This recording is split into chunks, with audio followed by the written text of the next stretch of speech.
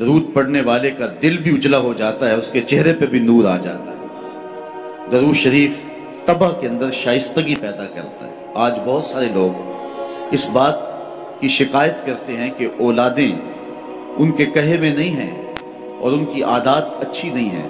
اگر آپ چاہتے ہیں کہ ان کی طبع میں شائستگی اور جمال پیدا ہو جائے اور ان کی عادات میں حسن اور نکھار آ جائے تو ان کو درود کی تسبیح دو۔ نتیجہ کیا ہوگا کہ ان کی عادتیں خود بخود سنورنا شروع ہو جائیں گی اور آپ چند دنوں کے اندر دیکھیں گے اور ایک اچھے اور پاکیزہ انسان کی صورت میں نشو و نما پا رہے ہیں۔ درود شریف انسان کی صلاحیتوں کو جلا بخشتا ہے، انسان کو ذکاوت، ذہانت اور اس کو فہم و ادراک کی دولتوں سے مالا مال کرتا ہے۔ درود شریف کی یہ تاثیر بھی ہے کہ اس سے زبان میں اثر اور رس آ جاتا ہے۔ کسی نے اقبال سے پوچھا تھا کہ تیرے شعروں میں یہ شہد کہاں سے آ گیا؟ جو سخنور ہیں وہ جانتے ہیں کہ غالب کو اقبال سے بڑا شاعر سمجھا گیا ہے، جو حسن اور جو معاملہ بندی تغزل میں اور تراکیب کے استعمال میں جو حسن وہاں پایا جاتا ہے وہ اسی کا جو ہے وہ خاصہ ہے، لیکن جو عزت، جو تکریم اور جو شان اقبال کا مقسوم ہوئی وہ غالب کا مقدر نہ ہو سکی۔ تو یہ بات کسی نے اقبال سے ہی پوچھا، یہ بات پوچھی کہ حضرت یہ بات سمجھ میں نہیں آتی کہ آپ کے شعروں میں اثر اور شیرینی کہاں سے آئی؟ تو اقبال نے جو جواب دیا وہ سننے کے قابل ہے۔ کہنے لگے کہ میں نے 1.25 کروڑ مرتبہ حضور پہ درود پڑھا ہے، تو اگر حضور پہ درود و سلام پڑھو گے تو تمہارے لہجے میں رس پیدا ہو جائے گا، تمہارے انداز میں مٹھاس پیدا ہو جائے گی اور تمہاری گفتگو کے اندر شہد گل جائے گا اور تمہاری باتوں کی خوشبو پھیلتی چلی جائے گی۔ درود شریف کی بہت بڑی فضیلت یہ ہے کہ درود پڑھنے والا سب سے زیادہ حضور کی قربت پانے والا ہوتا ہے۔ آقا کریم نے فرمایا قیامت کے دن میرے سب سے نیڑے وہ ہوگا جو سب سے زیادہ میرے اوپر درود پڑھنے والا ہو۔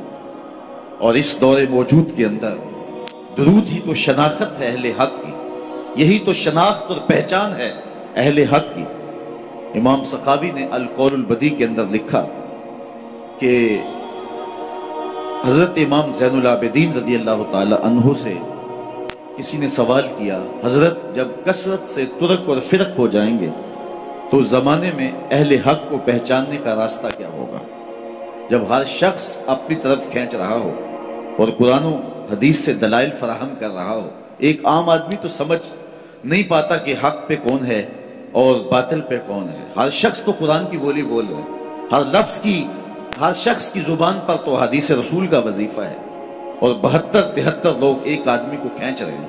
کبھی آپ نے لاری اڈے پہ دیکھا ہے جو کنڈکٹر حال کرتے ہیں سواری کا، ایک بچہ کھینچ کے لے گیا، دوسرا سامان کھینچ کے لے گیا، تیسرے نے خاتون کو بازو سے پکڑا ہے اور اپنی بس کی جانب کھینچ رہا ہے، تو بعض خواتین غصے میں آتی ہے اور کہتی ہیں ہم نے کہیں بھی نہیں جانا، حالانکہ جانا تو کہیں ہوتا ہے، لیکن اتنے لوگ اپنی جانب اس انداز سے بلا رہے ہوتے ہیں کہ سر چکرا جاتا ہے۔ اس طرح لوگ اپنی اپنی جانب دعوت دے رہے ہیں، آواز دے رہے ہیں، بلا رہے ہیں، مختلف ڈھنگ اور مختلف طریقے۔ اس نے مہربانی کی امام زین العابدین سے پوچھا، حضرت جب فرق اور ترک مختلف ہو جائیں گے تو حق کو پہچاننا کس طرح سے ہوگا؟ تو حضرت امام زین العابدین نے جو جواب دیا وہ بڑا خوبصورت تھا اور واضح لفظوں میں صریح جواب تھا۔